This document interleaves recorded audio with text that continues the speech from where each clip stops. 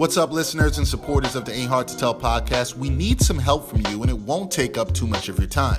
As we grow, we always want to hear your feedback, so take a minute or two to fill out a short anonymous survey. The survey link is right in the episode notes for this podcast. It's easy and takes less than 5 minutes. As always, we thank you for your continued support.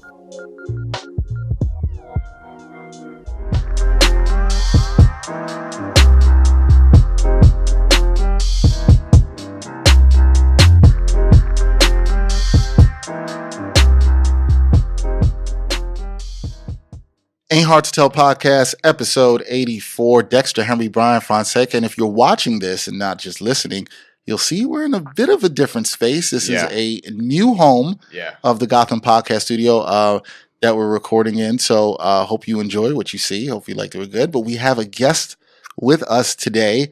A friend I haven't seen in a while in the sports journalism industry. Her name is Christina Tapper. Dexter has many friends. I don't have that many friends. Yes, nobody likes me. Yes, you do. I swear to God, he knows everybody.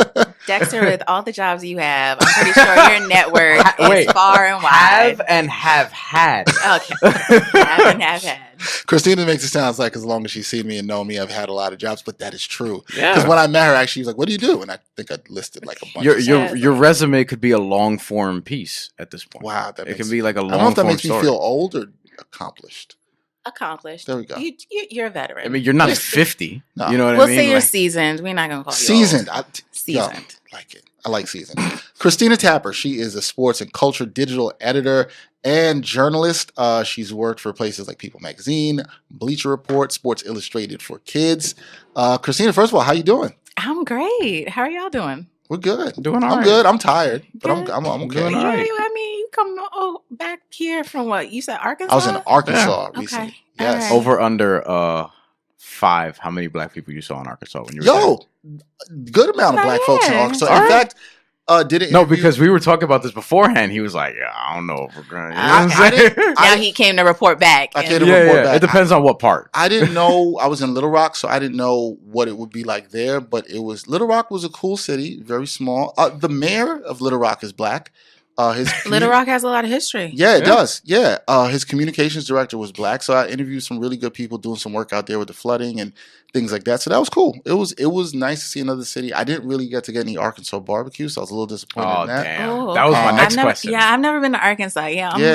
I'm curious about their barbecue down there. Yeah, I was Yeah. interested. So I ended up talking to a sister at a restaurant. She was trying to tell me some spots, and she was like, she prefers dry rub barbecue, which I do as well too. Okay. Because her point is like, you don't really need the sauce if it's really like that. So I'm like, I do as well. But she said you can get a mix of whatever you want there. Like I know in Texas, dry rub is a big thing, and I like it down there too, and similar to Kansas City. But Right. Arkansas was cool. Kansas man. City is the place I want to try that barbecue. Yeah, same. Kansas same. City, I want to. Kansas City, Dallas, and Memphis. Memphis. Memphis barbecue is good. Y'all both did. Yeah, I've been to Memphis. Oh, Yeah. damn. Yes. You gotta take Actually, yeah. Memphis is good, man. Beale Street is cool. Like it's a cool city. No, I We'll try really that out. fell in love with Memphis. I went down there when I went to interview Marc Gasol for Sports Illustrated Kids before he might become a champion. yeah. Well, by the time we put this out, Oh He yeah. could He could be a champion He already. Could. He's We champion. don't- Right now, we don't know. Congrats, Marc Gasol. Wow. okay. He's you are jumping planting out your there. flag Yeah, right I see there. that. Oh, okay. it's game 5. That's it. That's it. Yeah. Wow. Okay. Yeah. So yeah, you've been down in Memphis, and you That was you like I kicked it think there. 2015. Yeah. I can't recall exactly where I ate, but I ate well. No, Memphis barbecue is some good stuff. Yes. You got, yeah. I enjoy trying these various barbecues around the place. Yeah. We started this off with food. I know, but I Well, will we say, started 2 podcasts Yeah, ago we did. with food. You did. We had it was like 20, 30. We were ranking fast food places at one point. Oh, Speaking wow. of which, what do you think is the absolute worst fast food place? oh God, don't ask me because I have not eaten like Well, he's- traditional fast That's food good. in a, That's in the a, answer in you're a supposed to very long time. Agree. So He's anti Taco Bell. Oh, I would be too. I don't know if I like the worst, but like I don't do Taco Bell. I don't do McDonald's. Me I either. don't do No. Wendy's. I do Chipotle. That's it. That's like You know, fast I wa- casual. Yeah, fast casual. That's what I so- do. Chipotle. Right, because like I'll do Shake Shack. That's fast casual. That's fast casual too. But If like, you have to wait for your food, then it's fast casual. true. Yeah. True. I haven't done Chick-fil-A in a while, and I know people love Chick-fil-A, but like their politics always have me on edge. Oh, that's interesting. Yes, Yeah. I agree. I've just had some Chick-fil-A the other day, though. I mean, I'm always like, I could go for a waffle fry, but again, like I'm hesitant to be one of those people who's just like, oh, Chick-fil-A all day. Popeyes, I'm like, I don't know. Somebody mentioned this on Twitter the other day. They were like, did Popeyes change its recipe? Like, really? They're just, somebody said like Popeyes right now is just okay. And I was like, you know what? I kind of feel the same way. Like, I like it. I'm a KFC over Popeyes guy. Oh, really? Yeah, I'm a KFC over But I've never heard that. Wow. But I've heard like people say Bojangles or Church's over. But here's the thing, for different reasons. For me, KFC is grilled chicken, and their grilled chicken's actually pretty good. I haven't had KFC in years. Let me. I'll say before we actually get off. We have stuff to actually talk about. This has been a contention. I brought this up on like Facebook years ago. KFC and Popeyes, right? And I like KFC's chicken better. Okay. At one point, I used to actually think, and I think now, I think this is ridiculous. I used to think KFC's biscuits were better. KFC's biscuits are trash right now. Popeyes. Really? See, that's the thing. Like, I will legit just go to Popeyes for a biscuit. I agree. Because there's one like 3 blocks from where I live. I will legit just go in for a couple of biscuits and keep it moving. Like, I will skip everything else, but I will get me a biscuit. Look, the biscuits are okay. This slam. I mean, look, I've had them, but I'm just not a big biscuit. You know what? I would have to revisit KFC for me to like give a sound opinion on like. See, you're being honest. I'm not. Yeah, I don't dislike Popeyes. I want to be clear on that. I think Popeyes is good. Like, but you give the edge to KFC. I do. Yeah. Okay. That's fair. I stay away from Popeyes just because. But we all. I try to eat clean. You know, that's what I'm saying. So it's like well, that's so Popeyes doesn't do anything for me. Now, if Popeyes had grilled chicken, I give it a shot. Yeah. Now I see. It sounds like all of us here, despite this fast food talk, we are trying to eat healthier. Yeah. And that is the message we're trying to send out to Boom. the people. That's it. But Christina, you're doing well. You've done a lot of stuff over the years in sports journalism. As long as I've known you, could you tell the people, if people don't know you, what your background is in how'd you get into the game that is sports journalism? Oh, I always try to like whittle down this story, or like my editor senses like really try to edit it down. But like, how did I get into it? Oh, I guess maybe let's start with Penny Hardaway. Like, I grew up loving Penny Hardaway. And oftentimes bringing it back to Memphis a little bit. Oh yes, exactly. Yes. So my mom's boyfriend at the time when I was a kid was a huge Chicago Bulls fan. Ugh. And then, so like, that first three-peat, and then, Jordan retired. And I remember Horace Grant joining the Orlando Magic. And then like all of a sudden, like I would watch the games with my mom's boyfriend, didn't know like what was really going on. I was like, God, very, very young at the time. And Penny Hardaway caught my eye, and I was just like, oh, this is dope. This like tandem here, Penny Hardaway, Shaquille O'Neal. But like I knew of Horace Grant because of, the Bulls three-peat. And so watched a ton of Orlando Magic games, and I'm from New York. So like I've never like was a Knicks fan, never. And you said that with almost this air of like, well, which I kind of like. You're like, I never lived that life of stress. I never lived that. Wait, Big Al said it. I'm from New York and never was a fan of the Knicks. Yeah, come on. Yeah. Right here, Christina's right here. You just gave a alert. So you did not want any of that stress. I didn't want it, but it wasn't only that. It was that the Knicks of the '90s were so cocky that I was like, yes, and I love that. So for like tried and true fans, y'all loved it, and I was just like, I can't get down with y'all. Like, oh my God, like I so disliked John Starks. I respected him, That's but my favorite player. That's my favorite player growing up. That's my favorite player. Very interesting. Meanwhile, Dexter is here just grilling me. I'm like, yo, why did I bring Christina? So anyway, I followed Penny Hardaway's career, and I tell this story to students, young students oftentimes, where I was in 7th grade, and at the time, like I loved talking basketball, and I could only talk about basketball with the boys in my class. Some of the girls watch basketball, but like I'm talking about like Penny Hardaway all the time, or Big East basketball, which I was really getting into, particularly the Ray Allen, Allen Iverson, Stephon Marbury era. I went to that 96 draft, by the way. Like I begged my mother. And so like full transparency, like I grew up pretty poor, single mom. We were on public assistance. And so like those tickets were like $10 a pop, but $10 a pop was hard to come by in 1996. And also this was when the draft was at the Continental Airlines Arena, which is now the Izod Center. Yep. And this is before there was any form of public transportation going out there. So my mom has never owned a car in her entire life. We like took public transportation everywhere. So my mom was like, how are we going to get out there? One, how are we going to pay for these tickets? How are we going to get out there? And I like pointed to her boyfriend. I was like, come on, let's go. And like, he was like, okay, cool. I'll get the tickets. We'll go. And we went. So anyway, going back to the story I tell students, which is like one day, again, I was like in 7th grade and I was just like chatting with the boys. And there was this one boy, Jason, who was just like, did not want to hear whatever I had to say. And he was like, what's the deal? Do you want to be a sports journalist or something? And I had never thought about that. I thought up until that point I was going to be a teacher like my aunt down south. And that was that. And I was like, yeah, why not? He was like, you can't because you're a girl. So is that something that stuck with you? Subconsciously. Like, it's never like I wasn't like Russell Wilson whose narrative is like he would write down like what the naysayers would say and like put it on his like computer. It wasn't your fuel in that way. Yeah, it wasn't. It was not. It was me. I would say it would be a subconscious driver because it just wasn't like at the forefront of my career journey. So I was like, whatever. Because I was confused because Robin Roberts was holding down the Sports Center desk. She was anchoring that desk. You had Hannah Storm holding it down, NBA on NBC. And who I absolutely love was Cheryl Miller on the sidelines. So like I saw these ones. So it was very, very few women. I mean, outside of that, I can recall Willow Bay, NBA inside stuff. So, but everybody else was. What did you say male. to Jason back at that age? I was just like, I kind of shrugged him off. Like I didn't have a clap back for him. But my career can serve as one now. Because I mean, like, honestly, I do not know where Jason is. I was just about to ask that. I don't know. So I moved around a lot when I was a kid. So like that was my last year. So I grew up like pretty much all over Westchester. So that was my last year in Elmsford. And then I moved to White Plains and I never saw him again.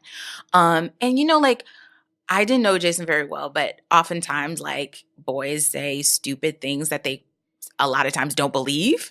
So I don't even think that was like some like wholehearted like, yeah, you guys were in 7th grade or whatever. Yeah, it's like, I was going to say that and too, also I could tell it was annoying him because I was a girl just talking sports and he was like, here she is again. Okay. Like, what do you have to say? Like, and probably just wanted to shut me up. And I was like, okay, whatever. Jason's listening to the podcast right now. Like, yo, that's me. That was me. So from there, I loved writing and thought about tying writing and sports together. So, but I wasn't a newspaper writer junkie or anything. So I wrote one article for high school newspaper, actually on my good friend to this day, Nicole Boykin. She was a superstar long distance runner. Prior to that, I wrote a newspaper article in 6th grade when I was in Elmsford. So like backtracking a bit, on Vanessa Williams, the singer, her father. Her father worked at Alice E. Grady Elementary School that I went to. He was the band teacher and the disciplinarian. And my 6th grade class, we had to write for the newspaper. Miss Izzo's class, she would not let anybody off the hook for this. And I was like, okay, cool. And I was assigned with one other student to interview him. So those were like the only 2 clips I had like going into college. But I knew when I got to Rutgers, where I went to undergrad, I wanted to join the newspaper, the student daily newspaper, the Daily Targum, which is independent of the university. And because of that, some of the perks that came along with it was the sports department got to travel with the men's and women's basketball team and the football team. So when I joined, I was writing features on the football team. My first year at Rutgers was also the first year for Greg Schiano. Oh, Jesus. And so while I was at Rutgers, like Rutgers sports is just not popping, except for C. Vivian Stringer and the women's basketball team, because C. Viv is a living legend. Give her all of her flowers right What now. year did you graduate Rutgers? 2005. So now I found that's right before Ray Rice. Exactly, right, before the bowl games. That was right before football got good. I had women's to basketball was still like it was still strong. So a year or 2 before I got there is when they made it to the Final Four. Yeah, I that's what I think was trying to figure out. My memory is like all over the place. I think if my memory serves me accurately, the farthest they went while I was there for 4 years was the Elite 8. And that might have been my junior year. So I was with the student newspaper for 3 years. I was an associate editor the spring semester of my freshman year. Oh, wow. So I moved up very fast, and then I became the sports editor spring semester of my sophomore year. And then I kind of stayed on just writing here or there. I also wrote on our softball team, track and field, because I also was like really invested in making sure women were made visible and presented well in the newspaper. Even if, people were like, oh, who's going to read that? Like, no, people will read, but we have to actually create content so they can read it. So covered those teams. I also did a little radio for WRSU out there at Rutgers. And I also wrote a little bit for the Alumni Association there for their magazine. Intern at ABC Sports, but then right before I left Rutgers, I was like, I don't want to pigeonhole myself. I'm also interested in Women's Lifestyle magazine. So I graduated without a job. It took me about 16 months to get a full-time job. In the meantime, I was temping. I was like a receptionist. I did like all these little things. It's a very similar path of us too. Did that too. Like temping. I mean, bills got to get paid. Yep. I was living with my aunt and uncle at the time, and I just could not find a job. And I just remember I was also writing for like our little local newspaper, the Mount Vernon Inquirer, just to make sure that I'm just like getting some reps in.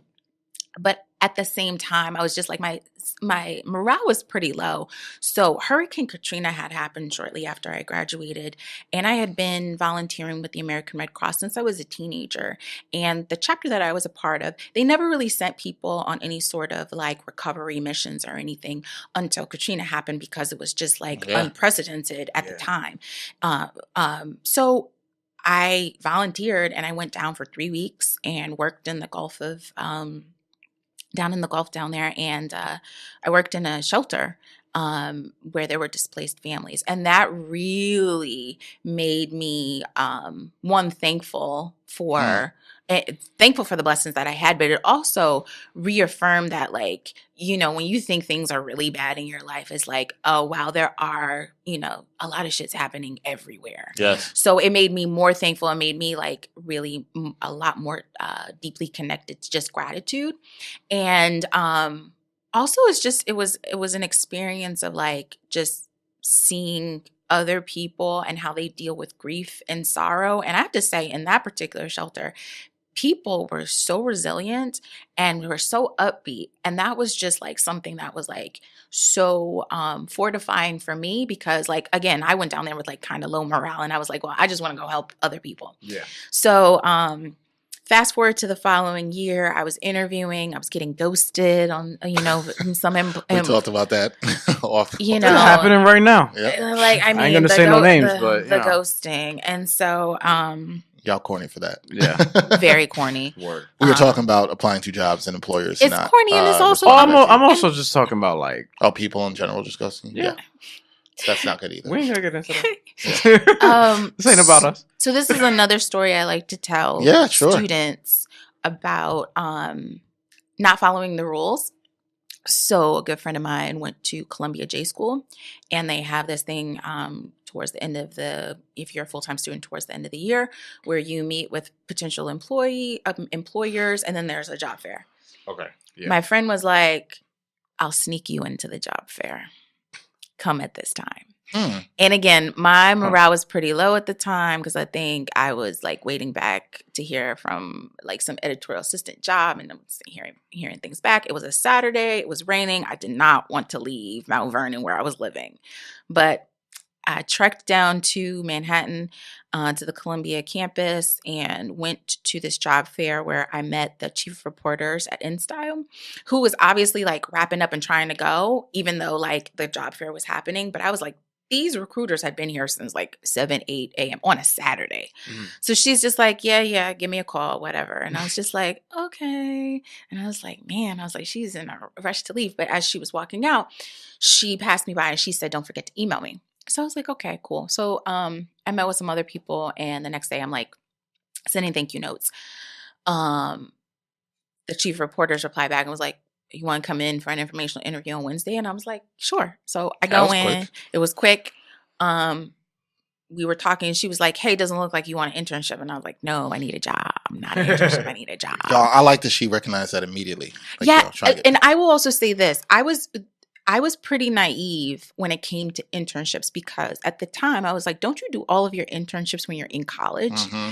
And they had an internship for folks in college, but also like a part of graduate programs and post programs. And I was just like, oh, like that didn't register. Like when I graduate, I need a job, not an internship, even if it's paying. Like I need a full-time job. So she was like, hey, we can make you a freelance fact checker. Even though you haven't fact checked before, we can teach you the ropes. And all you have to do is just we'll schedule you by week. She introduced me to her deputy. I just want to note both women were Black. And this is really, really critical. Being a Black woman too is like they saw something in me and they were like, we want to help you. Mm-hmm. You want to get into this industry? Yeah. We're opening the door. So that is like very, very important to me to continue to do as well. I thank the chief of reporters. Like anytime I get to, I also thank my friend the person who snuck me into the Columbia. He's at the New York Times right now. Like and he's also someone who I went to undergrad with at Rutgers as well. So anyway, once I was in the door at Time Inc., which previously owned InStyle, I was meeting with everyone I could. I was sending cold emails because people will respond to an InStyle magazine email quicker than they will at Gmail. Mm-hmm. And then I landed a job at People magazine. I was there for 3.5 years. I left there. That was like kind of the first time I quit my job. I left there and I took a year off. I was in Spain for 3 months, kind of traveling, living with a host family, teaching their kids English, but also kind of traveling around. I came back. I was freelancing for places like Black Voices, AOL. Now it's HuffPo. Yeah. And Essence. And that's right. I remember you told me you worked there. That's right. Yeah. And then I ended up at Sports Illustrated Kids, where I was a writer, reporter, and an associate editor. And I was there for 5.5 years. I was probably there about 2 or 3 years too long. Mm-hmm. But that was a good experience. All of my experiences, even with the challenges and qualms or whatever, listen, I am grateful for them. And then in 2016, I joined Bleacher Report as a deputy editor. I was promoted twice in 2.5 years, where I oversaw a team.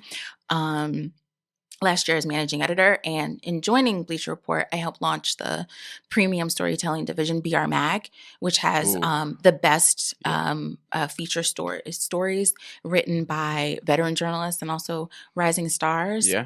So I eventually oversaw that team, which was around 10 to 12 people.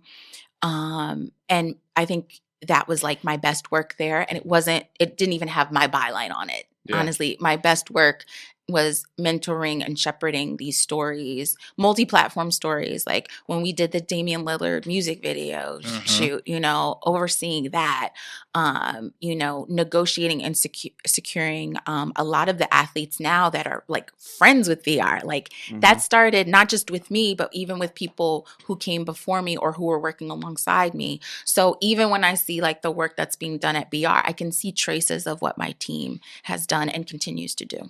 Well, you've done a lot in telling that story, and I thought it was really important. You talked about like what really kind of got you in the door, because I think there's always this one moment of somebody opening a door for you or helping you, saying, "Hey, I see the talent in you," and like literally and figuratively. Like that was my breakthrough. I mean, literally that that rainy Saturday was my breakthrough. Like my friend was just like, "Come," and like he literally snuck you in the door, and then this person opened the door figuratively for you. One thing I want to mention before, it's funny because we both graduated the same year. We both went to Big East schools and covered. And you were telling me how you traveled to the men's and women's basketball team, which I did as well for Pitt. It's probably interesting. We had to have crossed I'm pretty sure. at a game, because I came to the rack for a game. Oh, yes. A couple times. I'm sure you came to the Pete for a game. Yeah. So we had to have crossed paths, which is probably funny. Before we knew each other, although I'm pretty sure we probably gave each other the black head. We probably I saw Christina. I was like, yeah. Yep. I'm trying to think who are the stars then at Pitt. Yeah, Brandon Knight, Carl Krauser. Yeah, shout out to Carl sat next to me in graduation. Funny guy. We had Chris Taft at the time, went to the NBA. And it's funny, you talked about how football wasn't really that good. It was a golden era of basketball for me at Pitt. Like that time, I went to Pitt but also football for y'all. Football too. Larry Fitzgerald. Yeah. Larry Fitzgerald, who lived in the dorm next to me. Yeah. Larry's a good guy. Great guy. I interviewed him while in college, but I also interviewed him when I was at my first year at Sports Illustrated Kids. We did a cover with him. Yeah, he's great, and I've done some other stuff with him in my career. So he's great. Whenever I see him, it's like a good time. So it's funny, we probably overlapped. You talked about the Black women that sort of helped open the door, and I was glad you made that note. You've been doing this for some time. What's it like? I've asked this to several Black women who are in the field of sports journalism who have come up here and sat with us. What is it like being a sports journalist as a Black woman in this arena? And you've also done editing, and you've also managed people, which is what you did at BR. So what was it like? I think the perspective needs to be known and shared. What was it like being a Black woman doing all that? So I'm going to be truthful and transparent, but I also don't want to come off like, oh, everything's bad. Because Black women in the industry are marginalized. There's, several marginalized communities, but being both Black and a woman, and also someone who did not come from socioeconomic privilege as well. Yes. So what's it like? Oftentimes I'm underestimated and overlooked. And that can be in many ways in which you say you pitch an idea and you're in a room full of guys and someone pitches a similar idea and it's almost like selective hearing. They hear that it's a great idea from the guy, but it's not from you, or they didn't hear your idea at all, or they didn't see your email pitching that story 2 weeks ago, but they definitely heard it in this meeting. Oftentimes, I was the only woman in the room or the only person of color in the room, and so last year really opened my eyes because I was finally in the rooms making decisions. And I was in those rooms with, senior leadership making decisions. And I was also in the room a lot of times being the resistor in the room. So it made me realize a few things. Like any room you walk into in which you are one of a few or the only or the other, to read the room, pick up on just mannerisms or the vibe of the room, right? Because oftentimes there might be a time where I really want to resist, but this isn't the best time to resist, right? Another tip is just figuring out what battles to fight. Pick your battles. Yeah. Right. And I mean, that's easier said than done. Because trust, I have fought a lot of battles and then, looking at the inventory, I'm like, oh, well, maybe I shouldn't have gone that hard on this because that took away from fighting this one over here. So it's hard to learn how to pick your battles, though. It's hard. It's not easy. You learn through getting reps in, right? You just have to keep experiencing it. And the other thing I would say too is what people need to realize is oftentimes Black women have to do the extra labor of fighting for more Black women to get in, or more women, more people of color. And that's a labor that's not taken on by a lot of the men or a lot of the white men in the industry, right? Those are things that they don't have to think about because, their brethren they're in the rooms with them. So it's extra labor in literally, and then you often feel like you sound like a broken record. So, before I left Bleacher Report, and this is something that I said in my Poynter piece that we're going to get to shortly. About quitting your job on your own terms, which is basically I want to see more diversity and inclusion because they're two different things. But I want to see that at all levels, the doers and the decision makers, because too often if you do see diversity and inclusion, it's just in one pocket of the company and not in leadership, whether that be senior or executive C-suite. So just to kind of tie this all together, it's those are kind of the challenges of being Black and a woman in sports. And when I say underestimated, I mean there are still women who are being asked oh, you're a Raptors fan. Okay, well then tell me who their starting five Yeah, is. they got to check you on that. Yeah, it's right. like you got to test me, or people just not believing your your experience or your credentials. And the other thing is, like, oftentimes people have underestimated me because they think like I'm fresh out of college, and I'm like, no, don't let the face fool you. Like, I've been in the game for nearly 15 years. Yeah. And I think that is where, like, I really found some difficulty to when it came time to, like, manage and do leadership, to have leadership roles, because they did think I was, like, too young. And so there's this thing, it's like this interesting thing where it's like people want young people. They're like, oh yeah, they'll save us. The young people will save us. Young people will. They will. However, it's just like, they will still minimize you or like pigeonhole you as like, we want you to be a part of the team, but I don't know if you can actually manage this team. I don't know if you can actually do this thing. I don't know. And it's like, okay, I understand those things. How are you supposed to know how to do it if you don't get the experience? Right, exactly. But at the same time, it's just like, but I'm like, you think I'm this one person, but I'm not that person. Like, Right. you've concocted this story in your mind about me when you haven't even gotten to know me. Mm-hmm. So the great parts about being a Black woman in the industry is that I feel as though we can identify really rich stories across the board, particularly because a lot of the sports that we're covering have Black athletes. So there's a connectivity there that my white counterparts do not have. So whether you're in the locker room or you have one-on-one interviews, or you're editing a story, you're pitching a story, you're doing on-camera work, whatever it is, or you're fact-checking. I mean, like, let me tell you, like, Black women will save you. Okay. They will save you. They will save you in life. They will save you in journalism. Amen. They will save you on the editing front. So I do think that because of the experiences of being a Black woman, we just have a credential that other people don't have.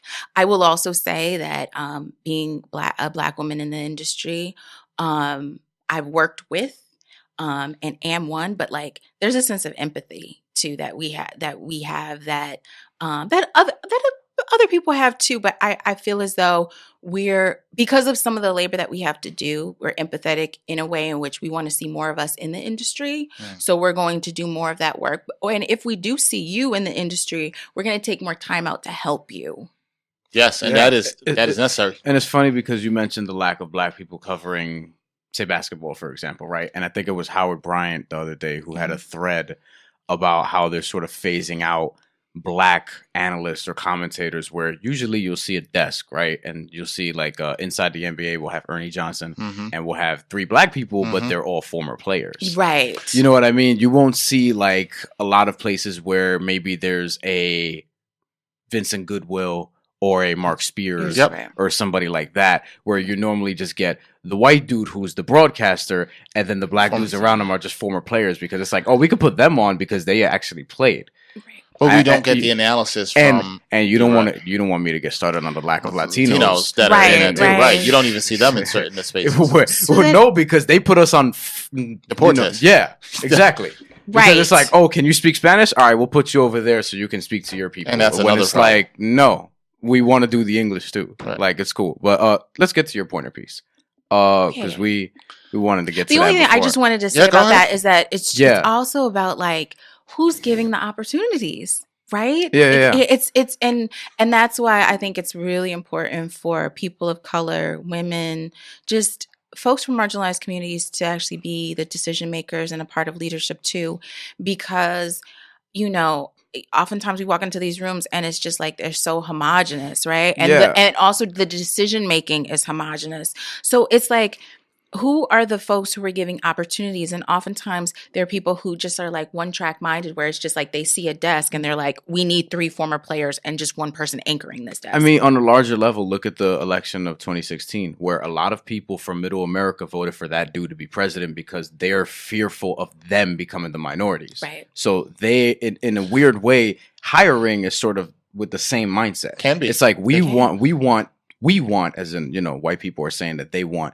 to be the ones in power, and they're going to keep each other in power. I don't know if that's, more deep rooted than that, but just their sensibilities are like, I'm just going to whatever. That's why I think it's dangerous when certain people say, oh, let's just hire the best people, because it's like, that's not intended for people of color or other diverse I backgrounds think you got to hire. I think you always have to look to hire the best people, but you also have to look to make sure that you're, as we were talking you about, can't have a room full of people of one background, right. And that's problematic. Yeah, as someone who's done hiring is difficult. Like I think there are so many different kinds of people who are like, oh, people can't find, this, to fill this role. Like here's a thread of like 700 people who can do the job. The thing is, there are so many like really niche roles these days. Like, like when I was hiring, I was trying to hire, unfortunately this position didn't pan out, but I was trying to hire for a deputy editor to report to me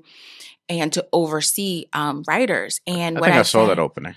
And what I find is that there's like, people have pockets of experience. And then, so I'm also looking for potential. Because I'm not going to because I think sometimes we get caught up in like, well, you're almost there, but not quite. It's like, well, what's the potential? Like, can I stretch you? Am I going to be able to stretch you? Right. Right. And I think that's where it's like, that's where the opportunity needs to be given. Like, let's talk about potential.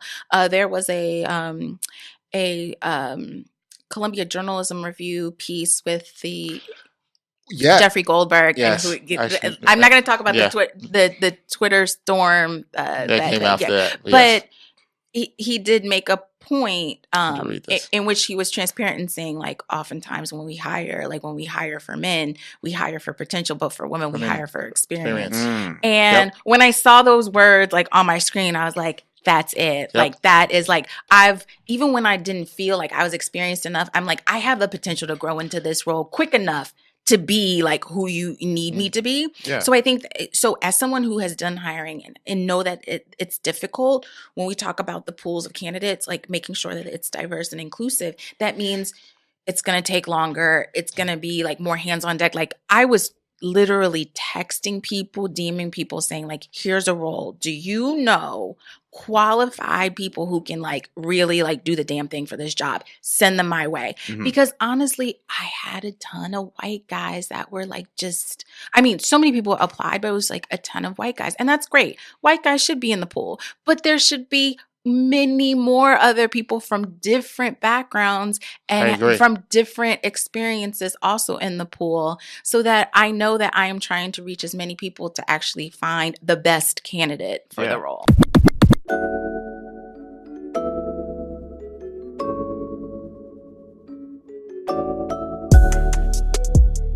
Backpack Broadcasting continues to bring you the best original sports content, but now you can get more of the content you love.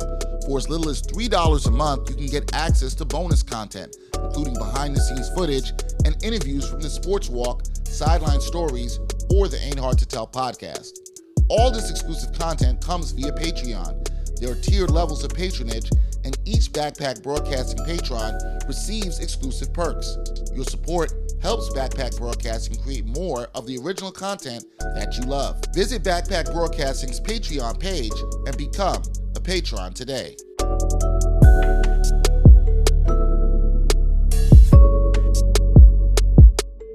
Christina recently wrote an article on Poynter. And to be clear, you might want to spell Poynter. Poynter for those who do not know. The Poynter Institute down in Florida.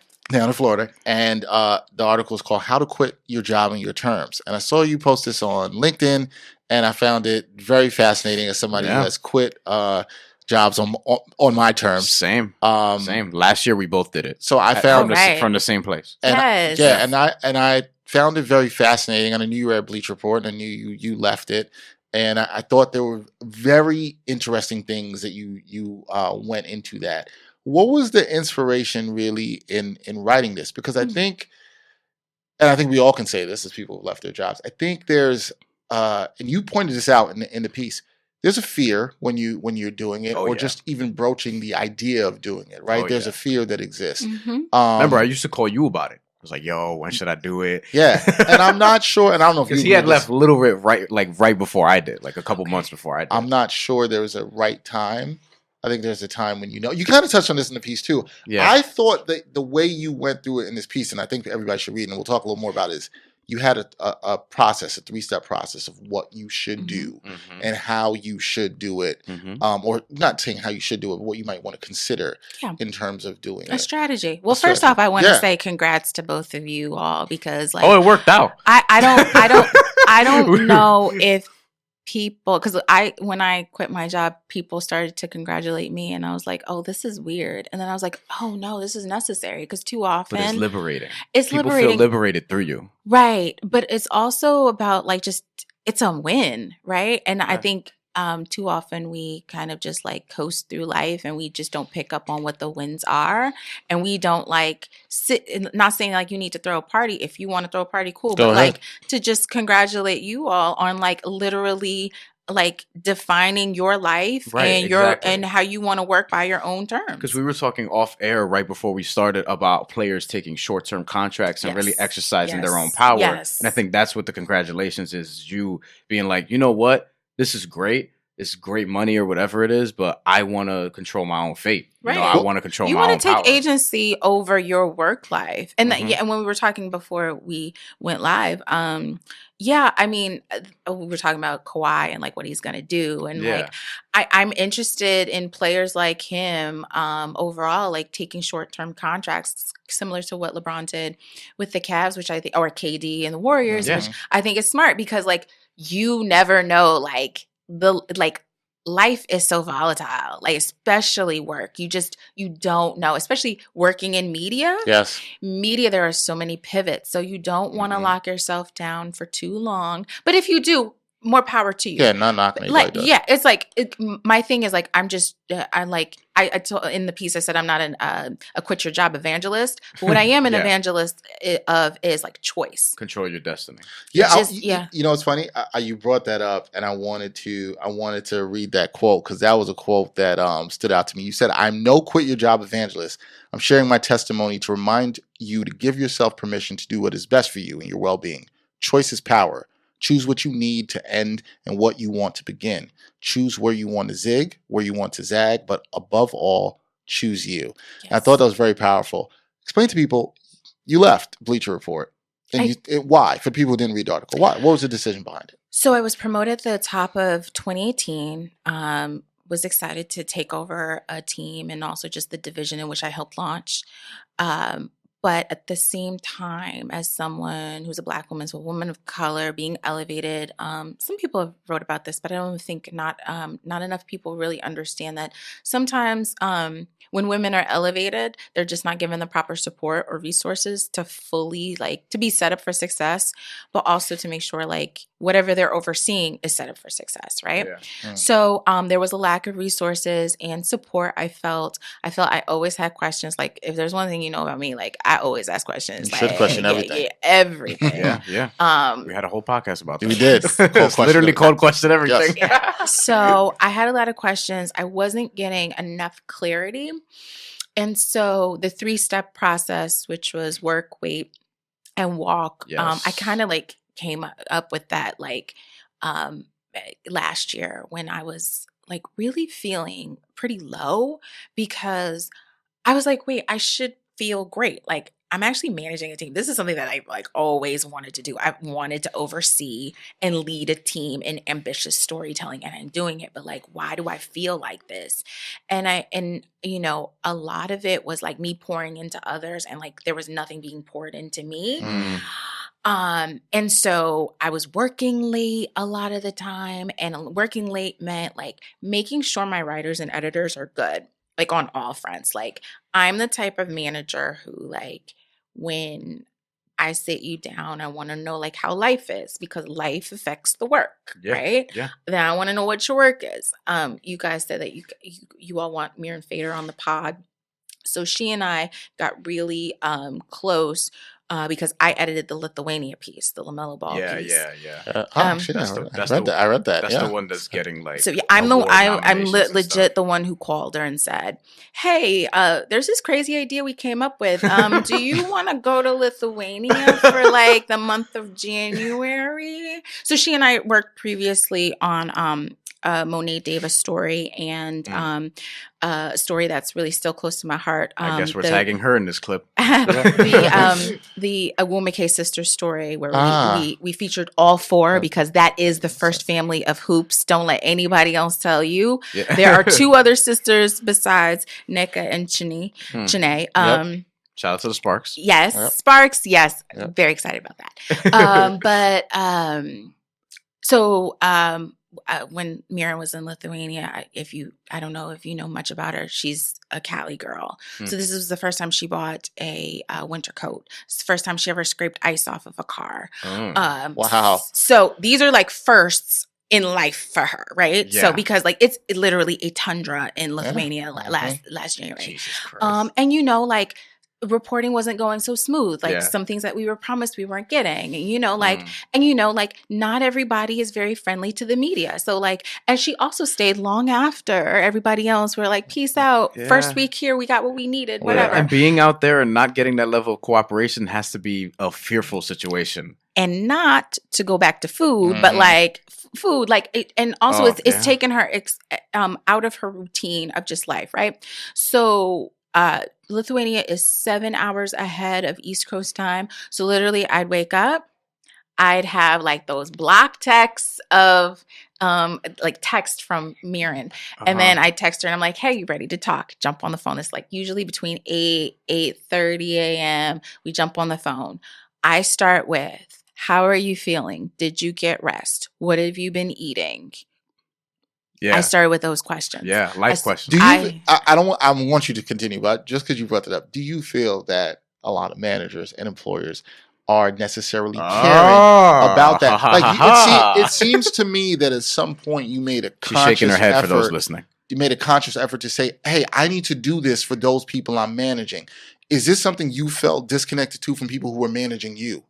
Oh, so I don't have any stats to support this, but it's your experience. But anecdotal experience. No, people weren't asking me about how I was doing. I mean, I was never sent to Lithuania or anything, but completely out of out of my routine. But no, people, the casual, hey, how you doing? What did you do this weekend? Right. And then that's it. It's very surface level. Right. No. And my previous editors, they weren't ones to take me out to lunch and really try to coach me up or anything. They were trying to coach me up in the time it was we need to meet this deadline. So I'm going to do a quick coaching session with you here. But it wasn't anything let's do a postmortem on a story. Let's talk about what worked, what didn't. Right. Let's, and then also I would also say there were times that I did this and didn't do this. And so the fault is on me, but also me seeking feedback and more hey, can you give me a proper evaluation?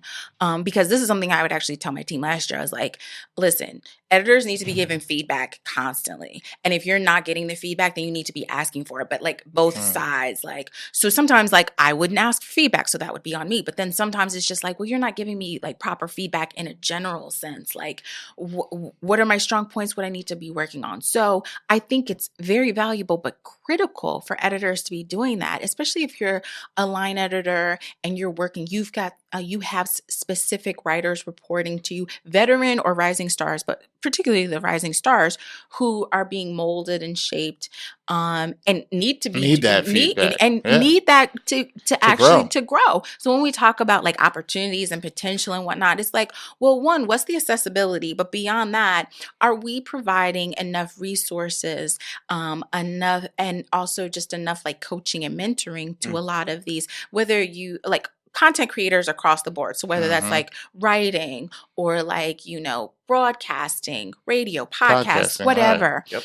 Yep. So yeah, that's really critical. I kind of went off on a tangent. It really struck me that when you were talking about with Mary, that you really saw the need to do this. And I thought that was dope to see somebody just identified hey, this hasn't really worked for me, but when I work with my people, I'm going to make sure I ask, how are you doing? How are you doing out there in Lithuania? How's your day? How's your family? Because I completely agree with you. There has to be a work-life balance, but the one thing does affect the other. They are so interchanged. It does affect you. When I'm traveling and I go to Arkansas, or I'm burnt out from a trip, you get burnt out from these trips. You come back, you do this stuff, you're pushing this content to get out. It's burnt, sometimes it'd be nice for people to say, how you doing? It also builds trust between you and your manager, your editor, whoever you're reporting to. It builds trust. And also it's just good to know that someone has your back, right? Of course. Well, we do that in our conversations. When we talk on the phone and stuff, and we're going to plan out some work stuff, we get the life stuff out of the way first. Yeah, we try. Yeah, even probably just, 15, 20, just whatever, as, 30 minutes. Friends and content, collaborators, you still should do that. Most definitely. Just to get back to, your decision was... to go back to why. So again, but that's an example of just me pouring into people, right? So basically that's how I started my day, all of January, when Mirren was in Lithuania. Yo, you good? Yo, you good? Yes. Yo, you good? So then, I was just really feeling like I was on the verge of burnout. So what it really boils down to is I was trying to avoid burnout. And I just wasn't getting the resources and support necessary. So when I was looking towards 2019, I wasn't getting enough clarity. So I was like, I don't want a repeat of 2018. So I went through my 3 W's. So work, I was grinding. And I mean, the first W is what you do throughout the process. It's not like you stop working until you walk. Right. Yeah. But it's when you're grinding, but you're also being vocal on what your needs are, but also if you are in a leadership position, what your team needs are. So I was very vocal about what was needed, whether that's headcount or maybe we need to change this process over here or whatnot. So that's the grind, the work part. The wait part is after you have given what you need and what your team needs. It's just patience. It's just knowing that you're not going to get answers overnight. Right. But it's also about you following up, but also knowing that you can't be in this endless cycle of follow-ups where it's I'll get back to you next week. Oh, we don't have an answer on this. It's you really have to hold people accountable. And how you hold people accountable is going to look different in different places. But just know that you should really be standing your ground on the things that really matter to you and your team, or whoever you're fighting on behalf of, whether it's yourself or, again, if you're in a management or leadership position. But you've got to hold people accountable for whatever they've promised you. So if they've promised you an answer in 2 weeks and they don't have one, you just have to really be blunt with them and say hey, I'm doing what I can to be patient, but it's really disappointing that I'm not getting these answers. I like that language. Yeah, you got to keep it. People hate when you're disappointed in them. Oh, yes. but I like letting them know. Oh, I like letting them know. I like using the term, I'm profoundly disappointed. Ooh, profound. You need a good adverb before that. Profoundly disappointed. Yo, I need to be more disappointed in people. Actually, you know what? People are going to disappoint you. I gotta do that. Is that your goal for the second half of the year? For the second half of 2019? Get more disappointed in people? Not even just get more, but say it more. Be yo. Especially when it comes to customer service stuff, when I'm over the phone, that's what I will use. I'm profoundly that needs to be a shirt for me. I'm profoundly disappointed. Well, we can do that. We're gonna have to, next time you come up, we're gonna have to get you a shirt that says that. We'll make that happen. I'm down for that. But you're going through the W's, which I like. So and then there's walk, which I have a quote that I really like from there. It says, especially if you feel your values no longer align with your company or the job no longer serves your aspirations. Right. Which was very relatable on a number of levels. Right. So you can sort of break that down. Yeah, on walk, you obviously got to that point. Yeah, I did. By about November, I was man, I'm I don't know what 2019 is really going to look like here or for me. And I was just you know what? I was I'm feeling it too. I really need to take a break. And it wasn't. And as I mentioned in the piece, I did a very small scale job search. But I was no, I just really need to take a little bit of a career break here and just take time to rest. So I came to that decision. I talked to my boss and he was very supportive. And then, December was just all about kind of tying up some loose ends and really just thanking my team for everything. And they've been incredible. I mean, I'm still very, very, I'm very close to a bunch of them. And another piece in the piece was you just need to realize where and with whom your gifts belong and where they don't. Yeah. And that just that really takes some introspection. I think the question for a lot of people listening to this is okay, Christina, you left your job, right? What's up? What you doing now? That's always one people always want to do that in this kind of fear-rooted way. Yeah. Let me say, like people are afraid. It's like, well, what are you going to do now? Yeah, what are you going to do for funds? Exactly. How are you going to survive, Christina? Right. All those questions are going to be coming from somebody. So right now, you seem like you took some time to recharge. Yeah. But as you put it in the piece, you are working on a ton of other things. Yeah. Because the first thing people are going to go to is money. Yeah. People are going to be scared. So let's sit in that for a bit. And yes, this is what I put in the piece. And so Poynter came to me and said, hey, do you want to write this piece? And I said, sure. And they were like, so exactly. I thought you would pitch that. Oh, so basically Poynter. So this was for a newsletter called The Cohort. And the cohort is like sent to like thousands of like women and men, but mostly women because it's geared for women, targets women leaders. Okay. And they were like, hey, they did a survey and they were like, hey, is there anything you guys want to hear about or, topics or whatever? And I was just, I forget what I sent them, but one of them was just like quitting your job. And I think I might have sent that even before I quit my job. Because you were probably like, you were gearing up. I was just I was just like, topics I like to like read about. Here you go. And the woman who leads the this particular again this newsletter, Poynter, the cohort, she reached out to me and she's like, hey, I was just reading some of your feedback, and she was like, I also see that you've left your job, and she's like, would you like to write this? And she was like, if so, how would you write it? And so I was like, I sat with it and I was like, yeah, how would I write this? Like, like I don't know. Would I? Like, how can I boil like an entire year down to it? So I gave her some points, and one of the points that like I like bolded, I was like, I want to at least reference that quitting your job is a privilege. Yeah. And I understand this privilege because I am somebody raised by a single mom. I was on food stamps, like not the EBT cards, like the tear out food stamps that were like multicolored. Like as a kid, I like lived a life of shame with those food stamps. And also like Section 8, I all of these things. I've also been in places like, so I didn't put this in the piece, but like I left people on my own terms, and I didn't put it in the piece because it would have made the piece longer. And there was a little bit like, it wasn't, I quit my job, but I also quit my job at a time where I was able to negotiate a severance because they needed a certain amount of people to go. They did not want me to go because I was young and underpaid, but I was like able to, so there was like nuances there. However, like that was a privilege when I left, but like when I was at, say, Sports Illustrated Kids, and like I told you guys, like I was probably there 2 or 3 years longer. I want to go back to that briefly. Like I really, like I was doing job searches and stuff. And again, I'm grateful for my time there, but it was like my time was up, but I overstayed. And I overstayed because I didn't have any sort of like, I didn't have a good savings account. I was literally, I remember I was like actually freelancing a lot while working there because I was grossly underpaid there. Yeah. And so like, I did not have the privilege of quitting then. And so I was able to recoup some savings when I got to BR. And then I was like, okay, need to go into overdrive with like saving even more.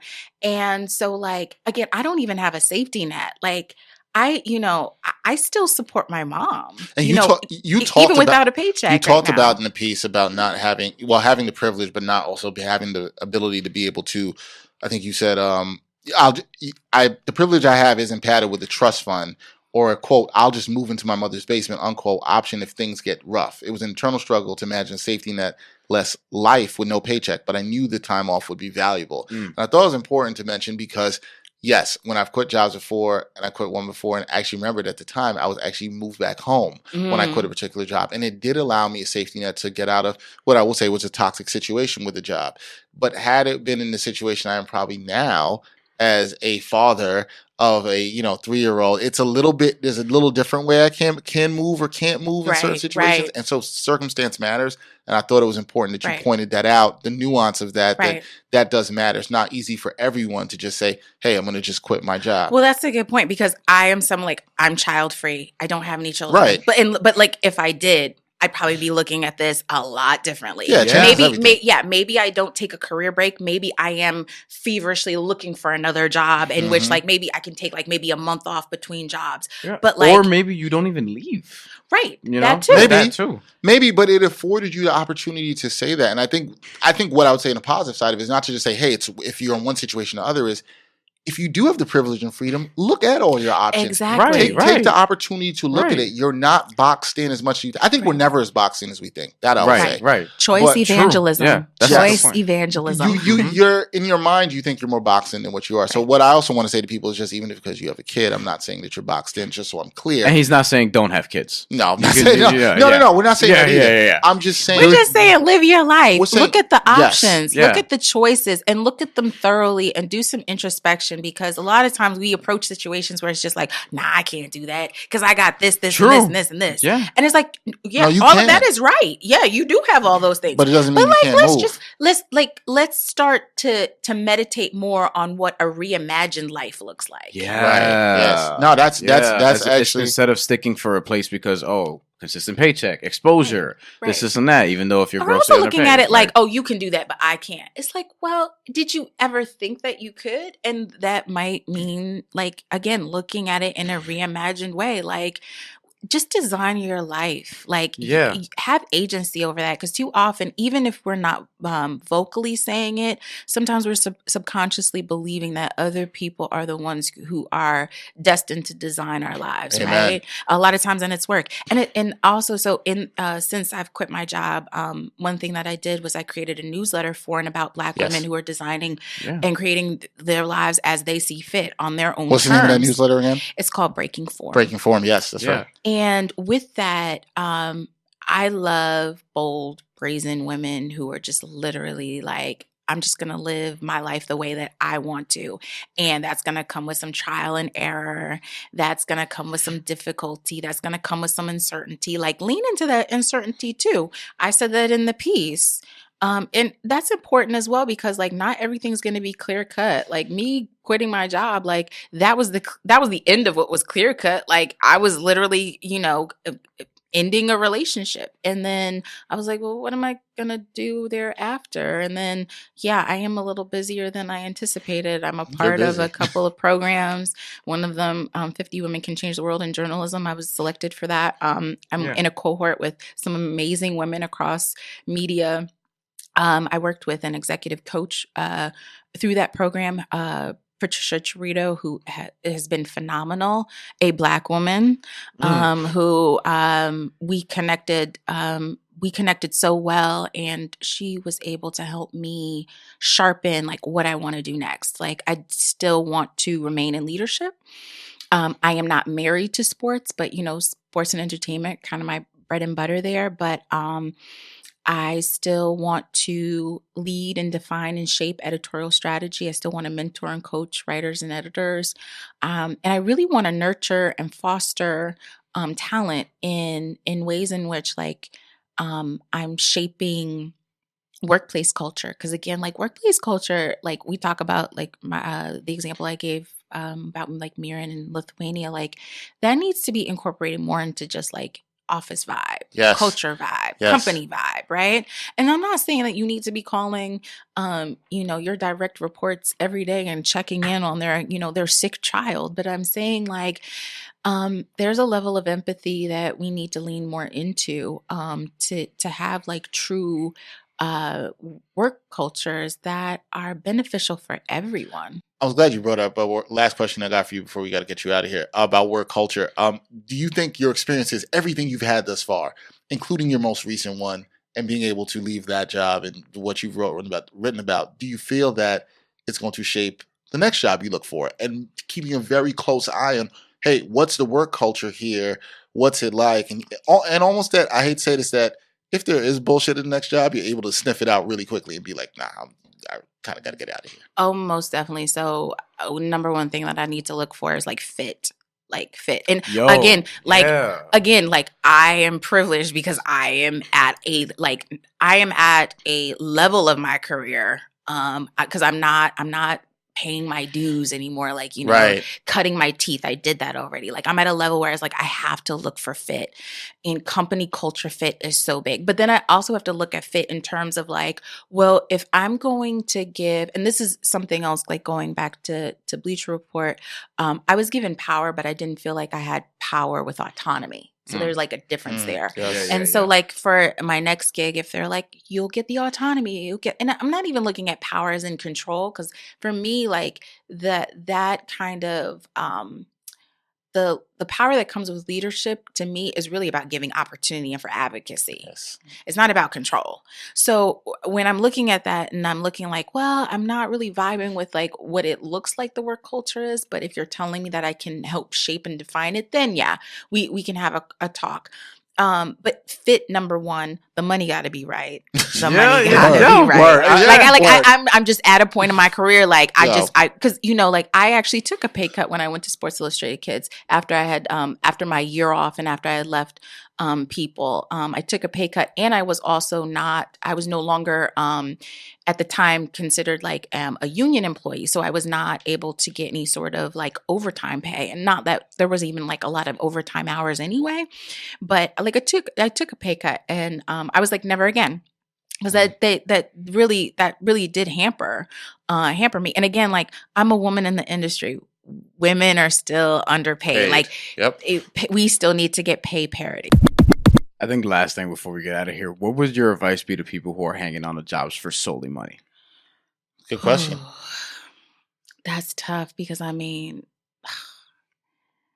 because it happens. It does. I mean, people got to pay from experience. People got to pay their bills, and when you live in the tri-state area like we do, when you live in New York City like we do, with the cost of living as is, but that well, understanding that it's a case by case basis, but ultimately, right. Still, you have to take into account certain things like spiritually, as you sort of hinted at just now. Yes. Solely hanging on just for money, I would say, one, form your board of directors if you don't already have a personal board of directors. So whether that's your boys or you're in mixed company or your girls or your tribe, and really bounce ideas off of them. I also think you need to lean into your network. I would also say discern who you are listening to giving you advice. But I also think sometimes you just need to get out of your head. Like a lot of times we're the ones who get in our own way, right? Oh, yeah. So I think, talking to some trusted personal advisors is really good, and kind of bouncing off ideas. I often find that friends, for me, they give good advice, but the best things I glean from them are the questions they ask me, because they make me think. And being able to think about things definitely. And then that helps you provide your own answers. Yes. Yeah. And then I would also just say, like, truly look at, what alternative plans there could be. Again, there are more choices than we think there are. Sure. Some of those choices are completely out of reach, but they still could be a choice if you look at the entire inventory of things. My advice is just like get out of your own way, but also know like real life is real life. You got bills to pay. You got to keep the lights on. If you need to feed children, you need to feed yourself. I mean, like real life is real life. But I would also say, like, give yourself a deadline too, because too often we linger in these like situations where it's like, oh, I don't like my job, and then it's like, I don't like my job 10 years later still. So that's giving yourself a deadline is key. That's literally how I left the last job I left. I had a deadline. It was a very tough situation. Because obviously, and I didn't know. I moved up my deadline. You know what's funny that happened? I had a deadline. The job didn't give me what I wanted to move forward, and I left. And 6 days later, had the phone call for the interview for the job I currently have. Look at that. And look at God. Well, 3 weeks later, I was hired. What we talked about, and a big part of what we talked about last year, was sometimes you have to close doors so other doors can open. I'm a big believer in that. Yes. Sometimes you have to. Because you're so busy and doing what you're doing now that you're so caught up in it. And then it's like, once you're free, you're like, now you're going through this now. You're like, now I can do this. Now I can do my newsletter. Now I can work on these other projects. I think doors are open. If you want, one last thing I have to ask you. Yes. What do you think about the state of sports journalism? You've worked in it for as many years as I have, with the same amount of experience. And this guy is a little younger than us. But what do you think about the state of the industry? Because you did talk about how a lot of things are pivoting and a lot of things are changing, Christina. And you're seeing that as where we are. We're kind of like mid-career where we are right now. But what do you think about the state of sports journalism? Tell us you hate clickbait. That's all we want to hear. Okay, so I used to teach magazine writing at my alma mater at Rutgers. Hey, nice. Actually, in the same classroom that I took classes in, which is kind of crazy. Our second Rutgers grad on this podcast, I believe. Ooh, Who's the first? Who's the first one? Gerard. Oh, that's right. He went to Rutgers. Right, yeah, that's right. Yeah. So, do you know Gerard? No, I don't. Yeah, okay.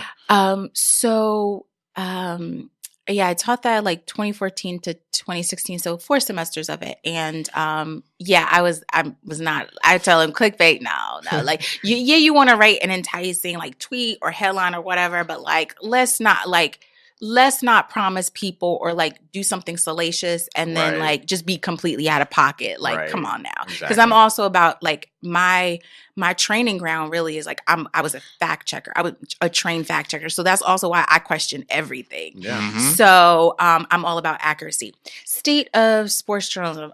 That's such like a broad and general question in a way. It is. Let's just put it more like this. Are you encouraged where things are going? Things are more pushing towards pumping things out on social media. Are you encouraged where things are going? It can really be both. I'll tell you this. The young journalists are what keep me encouraged.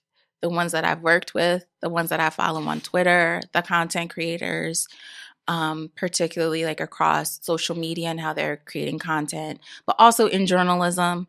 I'm encouraged by their curiosity, their ideas.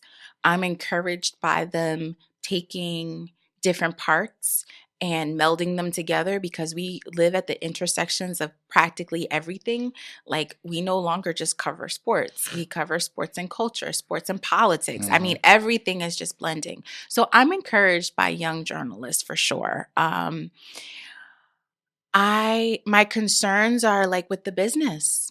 My concerns are because, a good friend of mine said, journalism and media doesn't have a content problem. They have a business problem. I happen to agree with that. Yeah. And by the business problem, do you mean the valuing of those journalists and the people? The valuing of the content too. Yes. Because a lot of people don't know how to monetize their content. Say it again. Say it again. Yes. Absolutely. I'm concerned about multiple levels of that. I mean, we're still trying to figure that out. In some cases. The talent. I find that people really think that there's only just like a certain number of slots and they're going to go for the biggest name or the rising star that looks like they're like just really kind of like trucking along, which means that other talent is being overlooked. Especially when you use social media algorithms to determine said rising young talent when it's not always the case just because they have a certain amount of followers. Well, yeah, it's kind of scary because people use Twitter as like resumes and like recruiting tools. Now, I think you should be looking at Twitter and Instagram and all that, but you can't say, "Oh yeah, this person should join our team because they're really funny on Twitter." Because I've seen that kind of flame out where it's just like it doesn't translate. Right. Remind me to clip this part when we're done. Yeah. No. It doesn't translate. That's a but great then point. I also will say that social media has also given rise to people who are really good and can translate too. Course. Yeah. So it's like it works both ways. Yeah. But I'll also say like it's so hard. Like going back to the business part. So it's the valuing of talent. It's the valuing of the content. I mean, it's like people kind of go back and forth whether or not like they find long form valuable or not. And I'm like, it is valuable. You just have to the thing is, it's good. You have to make sure that the ideas are good. The reporting's good. The writing is crisp. The editing is crisp. And so, yes, my concern is about the value of content and how some people just don't see that. Like the value of journalism overall, because people do just want like 60-second clips of things. And I'm like, that's great, but both can exist. Yes. Like both can exist. And actually there are a plethora of journalists who can do it all. They can like give you the 6-minute, the 6-minute story or the mini doc. And they can also like give you a banging 2,000 or 3,000 word profile on somebody.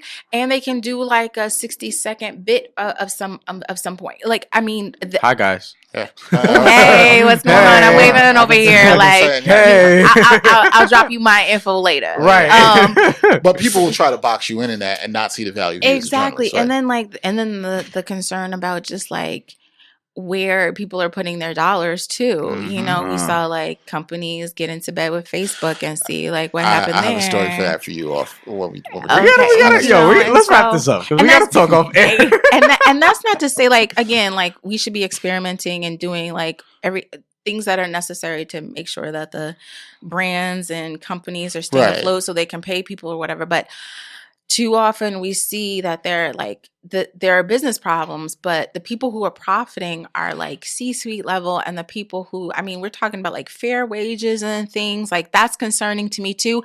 I'll say what I am encouraged by is that there are several people who are, there are people at companies who are unionizing. Look at what happened at Vox. Yep. I believe Fast Company just unionized a part of their company as well. And I'm encouraged by, again, people taking agency and saying like, we need fair wages, we need appropriate severances, we need, what's our PTO times? What, like, I believe Fast Company, don't quote me on this, but I believe like Fast Company didn't have matching 401k since like 2009. So like it's been a whole decade since they, And again, if Fast Company puts out, they put out like the best workplaces to work. I mean, just to give you some context on that, right? So I'm encouraged by people who are just like, no, we're going to galvanize and we're going to make sure that journalists, media makers, content creators, like that we are supported and that we're good on this. So we don't have to worry about this. Like, cause what's the worst thing one of the worst things about like doing freelance or like doing contract work is worrying about like, did my check come? Say it. Yeah. Did my check come? Yeah. Oh, it didn't come. Oh, okay. Let me follow up on this email, but I still gotta like do all these other things. Like I actually have to create content, but like, let me just like follow up for the 10th. Let me talk. I just what we do on here every time we have people come. We're gonna wrap it up. You're episode 84, so we always pick a number of somebody we put in our artwork to have the athlete to represent it. For me, it's funny. I thought of 84, and 84 I'm like, is so easy. I think it's easy. Like, what's the athlete that comes to mind when you hear 84? So Brian always has a list of people that we can choose from. Okay, so good, because I'm like, no, we weren't going to force you to come up with it. No. I'm like, let me pull my phone out. And again, with 80s, you gotta do some fact checking. And again, with 80s, it's typically wide receivers. I think we all know where we're going, perhaps, but we'll give a shout out to some other guys like TJ Hushmanzada, Chris Chambers, Gary Clark, Roddy White, Joey Galloway, Herman Morse, Sterling Sharp, Shannon Sharp, Antonio Brown. And we paused on that. And Randy Moss. Yes. It's got to be Randy Moss. It's got to be Randy. It's got to be Randy. Yeah, so we all going 84, the Randy Moss. And I really, look, the Randy Moss. I like a lot of guys on this list. So do I. I like Shannon Sharp. I like him even on that Fox Sports show that I don't watch that much. But like, he's cool. You know what I'm saying? Randy Moss, we're with it. But we're with it. He's the best. He's the best wide receiver of my lifetime, just because Jerry Rice was like older when I was younger. But on tape, making us feel old. On tape, those are my favorite two to watch. No doubt. Christina, thank you. Wait, straight cash, homie. Straight cash, homie. Yeah. Straight cash, homie. Yeah. Christina, thank you so much for coming up, because this came about really quickly. Yeah. And you being able to come up here, and I'm just glad I got to read your piece. I could, again, sincerely thought it was great. Mm-hmm. Yeah, definitely. Really spoke to me because of my experience, and I think it will speak to a lot of other people. Thank you. And I think people getting to listen to this podcast who may be either in this industry or in any other industry, I think it's going to speak to them too. So you just coming up and sharing your story is dope. We appreciate you, sister. Thank you so much. I appreciate you guys. Thank you for having me. Yeah, and you'll come back. We'll have you. Of course, yeah. We'd love to have you back. One day we have to come you back just to talk some more sports stuff. Yeah, we talk sports industry stuff. We'll talk some more sports. Make it a little less heavy. Yeah, but this was good. This was cool. Thank you again. Thank you. I think this was one of our best ones. Yeah, we had a lot of fun. With you here. Thank you again. So that's episode 4 of the Ain't Hard to Tell podcast. Be sure to subscribe to us always, support. We have merchandise on Twitter where you can get these great mugs that we have. I'm holding up a mug if you're watching. We have onesies if you have children. Onesies if you have kids. We got shirts. We have tote bags also. We have everything you can get. Yeah. Oh, Christina said she likes tote bags. She's like, I can always use another bag. In a bag with tank tops for the summer. We out here. We have a lot of stuff, so support us. Guns out. Extra content that we have on Patreon. Please be sure to check that out. But always leave a review, comment.